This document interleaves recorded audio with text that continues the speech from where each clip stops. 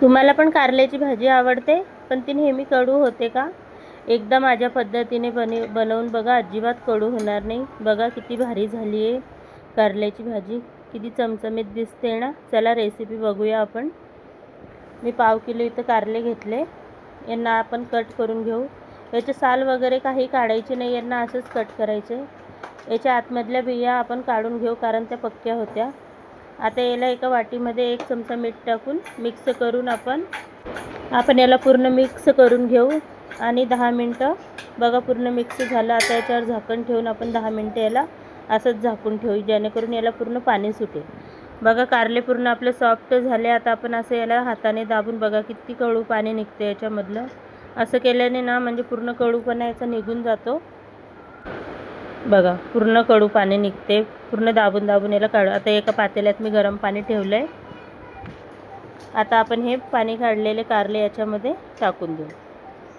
याला आपल्याला शिजवायचं नाही आहे, फक्त 2 मिनटं याला बॉईल करायचं आहे आपल्याला, जास्त गळवायचं नाही. टाईम बघून फक्त 2 मिनटं आपण याला झाकून बॉईल करून घेऊ. बघा पाण्याला उकळी आली. आता गॅस बंद करू आणि कारले पाण्यातून काढून हाताने थंड करून असे दाबून घेऊ, जेणेकरून याच्यामध्ये पाणी राहणार नाही. बघा मी पूर्ण जसं दाबून दाबून याच्यातलं पाणी काढून घेतलं. काहीच नाही त्याच्यामध्ये, पाणी काहीच नाही ठेवलं. आता कढईमध्ये 1 चमचा तेल टाकल मी. त्यामध्ये आपण बॉईल केलेले कारले टाकूया. तेल गरम झालं. आता कारले यामध्ये टाकून देऊ. याला आता आपल्याला पूर्ण क्रिस्पी होईस्तोवर फ्राय करून घ्यायचं. ते खाली लागणार नाही अजिबात. पसरट कढई घ्या, जेणेकरून सगळे कारले असे फ्राय होतील. बघा कारले किती भारी गोल्डन फ्राय झाले ना. चला आता आपण भाजी बनवूया. मी भाजीचं साहित्य पण घेतलं आहे. या अगोदरच मी कट करून घेतलं होतं. चला कारले काढून घेऊ एका प्लेटमध्ये आणि भाजी बनवायला सुरुवात करू. तुम्ही कारले ना असे फ्राय केलेले सुद्धा खाऊ शकता. खूप छान लागतात, क्रंची लागतात एकदम खायला. एक खाऊन बघा तुम्ही बनवताना, तुम्हाला नक्की आवडेल.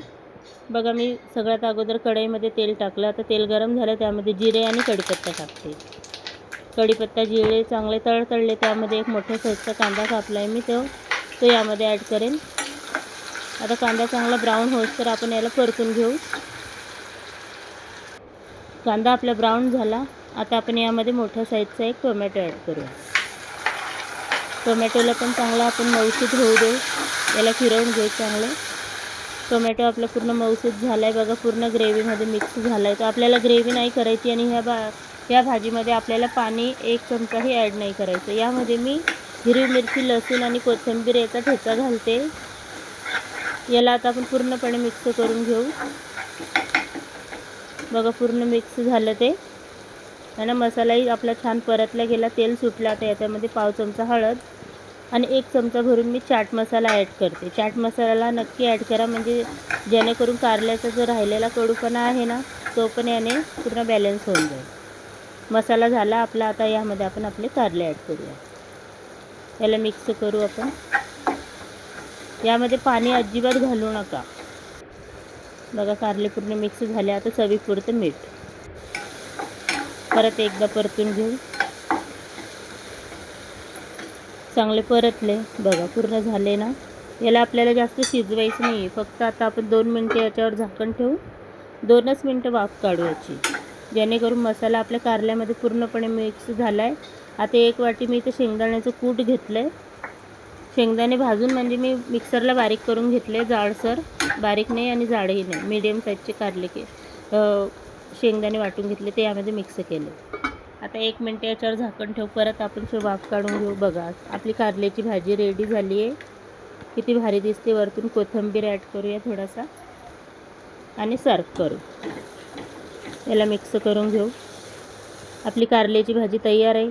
डाळ भातासोबत, खिचडीसोबत किंवा नुसती पोळीसोबतही खाल्ली ना तर खूप छान लागते. मी तर नुसती पोळीसोबत खाते, मला खूप आवडते ही कारल्याची भाजी. तुम्ही नक्की एकदा ट्राय करून बघा, अजिबात कडू होणार नाही. माझी रेसिपी नक्की